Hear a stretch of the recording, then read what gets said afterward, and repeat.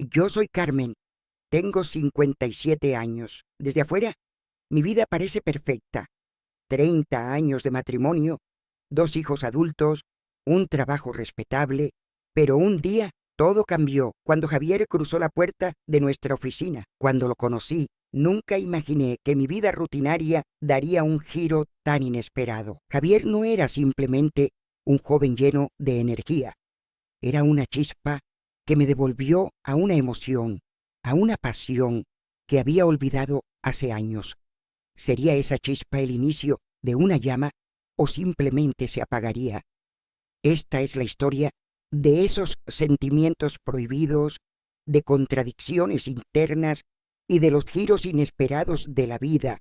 Si están listos, comenzamos.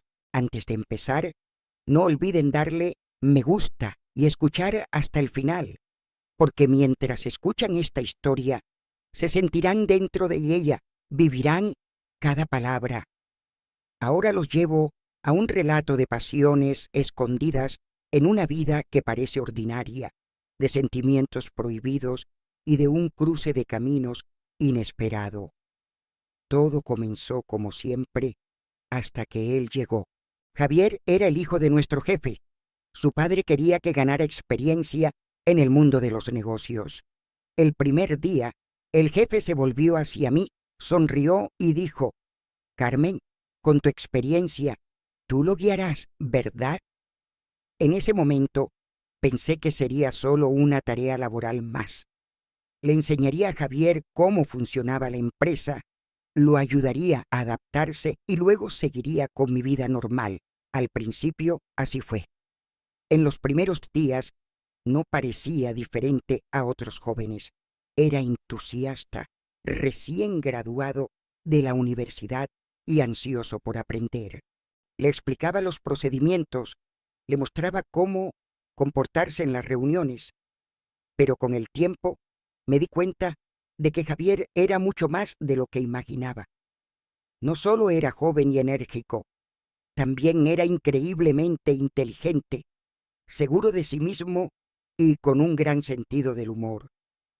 En la oficina, todos se llevaban bien con él, todos lo querían, pero lo más importante era que parecía muy interesado en mí. Al principio, pensé que era solo una ilusión. No seas tonta, Carmen, me dije a mí misma. Para él solo eres una mentora. Pero, a medida que pasaban los días, esos pensamientos comenzaron a desmoronarse. Empezamos a pasar más tiempo juntos durante los almuerzos. Bromeábamos, nos conocíamos mejor. Al principio era una atención inocente, pero luego en algunos momentos comencé a sentirme diferente a su lado. Noté que, cuando le explicaba algo, Javier me miraba fijamente a los ojos. A veces, cuando hacía un chiste, me tocaba ligeramente el brazo y, lo más importante, yo también lo tocaba. Le daba palmaditas en el hombro, a veces le agarraba el brazo para explicarle algo. ¿Eran esos toques inocentes o mostraban que, en el fondo, yo deseaba algo más? Todavía recuerdo ese momento. Un día estábamos solos en la sala de reuniones. Me agradeció por algo y tomó mi mano. Fue solo un contacto de unos segundos, pero sentí una corriente eléctrica en mi cuerpo. No había sentido algo así en años. Sabía que Javier también lo había sentido, pero ambos guardamos silencio.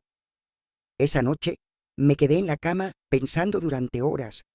Carmen, ¿qué estás haciendo? Zrenia, me dije a mí misma, pero esa emoción, ese sentimiento prohibido, ya no tenía vuelta atrás. Al día siguiente, fui a trabajar. Esa noche, trabajamos hasta tarde en la oficina. Teníamos que terminar unos informes. A medida que avanzaba la hora, nos dimos cuenta de que teníamos hambre y pedimos comida. En el cajón de mi escritorio había una botella de vino tinto que él me había regalado. Nos relajamos un poco. Zrenia, dije sonriendo. Javier entrecerró los ojos y me miró. ¿Por qué no? Llenamos las copas. A medida que bebíamos el vino, la conversación se volvió más profunda. Primero hablamos de la vida, luego de cosas más personales. Le conté sobre mi juventud, cómo solía ser una mujer emocionante, cómo me divertía, cómo amaba, y entonces llegó ese momento. Se acercó, tomó mi rostro entre sus manos y me miró a los ojos.